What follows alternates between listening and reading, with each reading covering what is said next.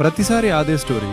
ఒక half an hour వర్షం పడితే చాలు రోడ్స్ మొత్తం జామ్, ట్రాఫిక్ కిలోమీటర్స్ వరకు స్ట్రెచ్, మెట్రో స్టేషన్స్ క్రౌడెడ్, ఇంటికి రీచ్ అయ్యే టైం మాత్రం అన్ప్రెడిక్టబుల్. అప్పుడు మనం ఇమ్మీడియట్గా గవర్నమెంట్ని బ్లేమ్ చేస్తాం, రీల్స్ చేస్తాం, రెస్పాన్సిబిలిటీస్ గురించి డిస్కషన్ స్టార్ట్ చేస్తాం.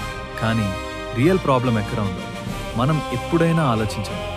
ఈ flooding, water clogging, road blocks అన్నీ ఒక సైడ్ ప్రాబ్లం కాదు. సిటీ ర్యాపిడ్గా డెవలప్ అవడం, unplanned construction, private layouts, concrete expansion, వీటి వల్ల రెయిన్ వాటర్ న్యాచురల్గా గ్రౌండ్లోకి వెళ్ళడానికి స్పేస్ తగ్గిపోయింది. మన డ్రైనేజ్ సిస్టమ్స్ కూడా ఇయర్స్ బ్యాక్ ఉన్న పాపులేషన్, ఓల్డ్ రెయిన్ఫాల్ ప్యాటర్న్స్ని బేస్ చేసి డిజైన్ చేశారు. కానీ సిటీ గ్రోత్ స్పీడ్ మాత్రం కంప్లీట్గా మారిపోయింది.